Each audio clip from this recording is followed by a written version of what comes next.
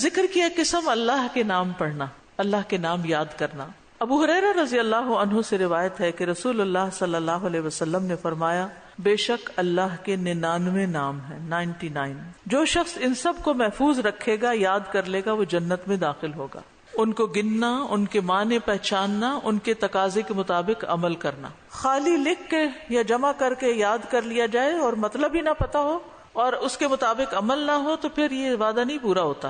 امام ابن قیم کہتے ہیں کہ اللہ کے اسماء کو گن کر محفوظ کرنے کے کچھ مراتب ہیں۔ بندہ جب ان ناموں کو یاد کر لیتا ہے تو وہ جنت میں داخل ہو جاتا ہے، اور یہی اس کی سعادت اور نجات اور فلاح کا مرکز ہے۔ وہ کہتے ہیں پہلا مرتبہ ان کے الفاظ کو گننا اور شمار کرنا، دوسرا مرتبہ ان کے معنی کو سمجھنا، تیسرا مرتبہ ان کے ساتھ دعا مانگنا۔ قرآن میں آتا نا وَلِلَّهِ الْأَسْمَاءُ الْحُسْنَى فَادْعُوهُ بِهَا، اور اللہ ہی کے لیے ہیں اچھے اچھے نام، بس تم اس کو ان کے ساتھ پکارو، اللہ کے نام لے کے، جیسے یا حی یا قیوم، یا اللہ، یا رحمان، یا رحیم، یا کریم، یا ذی الجلال والاکرام۔ دعا مانگنے کے 2 مرتبے ہیں۔ نمبر 1 دعاء العبادہ، یعنی اللہ کی تعریف ان ناموں کے ساتھ کرنا، ہمارا رب رحیم ہے، کریم ہے۔ اور دوسرا ہے دعاء المسئلہ، طلب اور مانگنے کی دعا، کہ ان ناموں کے ساتھ پکار کے اللہ کو پھر سوال کرنا۔ اور اسماء حسنہ کے ساتھ یہ نہیں کہ اپنی طرف سے اللہ تعالیٰ کا کوئی نام بنا کے اور پھر اس سے دعا کرنا، بلکہ اللہ کے جو پراپر نام قرآن و سنت سے ثابت ہیں ان کے ساتھ دعا مانگنا۔ تو یاد رکھیے کہ اللہ کی پہچان علم کا پہلا مرتبہ ہے۔ سب سے پہلے جس کو جاننا چاہیے، جس کے بارے میں ہمیں معلوم ہونا چاہیے کہ وہ کون ہے، وہ اللہ رب العزت ہے۔ جان لو کہ اللہ کے سوا کوئی الہ نہیں۔ یہ علم ہر ایک پر فرض ہے کہ ہمارا خالق کون ہے، ہمارا مالک کون ہے، ہمارا رازق کون ہے، ہمارا معبود کون ہے، ہماری مشکل کشا کون ہے، ہمارا حاجت روا کون ہے، اور جو بھی اللہ تعالیٰ کے باقی نام ہے، پہچان ہے۔ یہ علم تمام علوم سے افضل ہے، کیونکہ جب ایک انسان، کوئی بچہ، بوڑھا، جوان اللہ تعالیٰ کو جان لیتا ہے نا، تب ہی اس کی زندگی درست ہوتی، تب ہی اس کو واقعی ہدایت ملتی، تبھی وہ اللہ کے لیے سب کچھ کرتا ہے، تبھی اس کے اندر تقویٰ پیدا ہوتا ہے، تبھی وہ حلال حرام کی تمیز کرتا ہے۔ اللہ نے اپنی عبادت کے لیے پیدا کیا، اور اگر ہم اللہ ہی کو نہیں پہچانتے تو عبادت کس کی کر رہے ہیں؟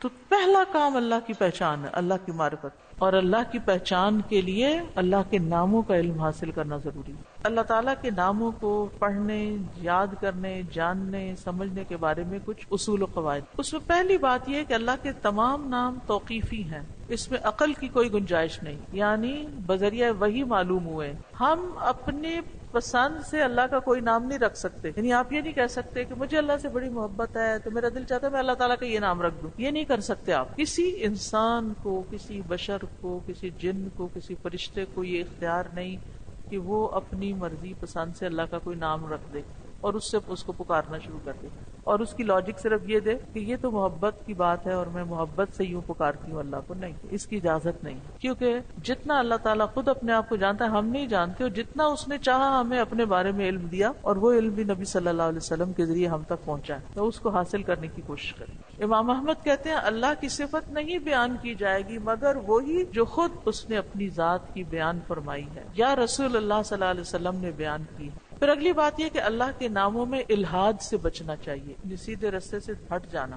تو اس کی بہت سی صورتیں ہو سکتی ہیں، جیسے اللہ کے کسی نام کا انکار کر دیا جائے، یا نام جن صفات پر دلالت کر رہے ہیں ان کا انکار کر دیا جائے۔ پھر اسی طرح بغیر تحریف، تعطیل، تکییف اور تمثیل کے اسماء و صفات پر ایمان لانا ضروری۔ تحریف یعنی خود تبدیلی کرنا، تعطیل یعنی کسی صفت کو معطل کر دینا، تکییف کسی کیفیت کو بتانا، تمثیل یعنی مثال بیان کرنا، ان چیزوں سے بچنا چاہیے۔ پھر ایک اہم بات یہ بھی یاد رکھیے کہ 99 تو ہمیں بتائے گا کہ اتنے تو کم از کم یاد کر لو، لیکن یہ یاد رکھیے اللہ کے صرف 99 نیمز نہیں ہیں، وہ اس سے زیادہ ہیں، اس لیے بعض کتابوں میں آپ کو زیادہ بھی ملیں گے، کیونکہ حدیث میں آتا ہے اے اللہ میں تجھ سے تیرے ہر نام کے واسطے سے دعا کرتا ہوں، وہ نام جو تو نے اپنی ذات کے لیے رکھے، یا جو نام تو نے اپنی کتاب میں اتارے، یا وہ جو اپنی مخلوقات میں سے کسی کو سکھا دیے، یا وہ نام جو تو نے اب تک اپنے خزانہ غیب میں محفوظ رکھے۔ اس سے کیا پتہ چلتا ہے کہ کچھ نام تو خزانہ غیب میں ہیں، اور جیسے حدیث شفاعت میں آتا ہے نا کہ نبی صلی اللہ علیہ وسلم کو اللہ تعالیٰ قیامت کے دن اپنی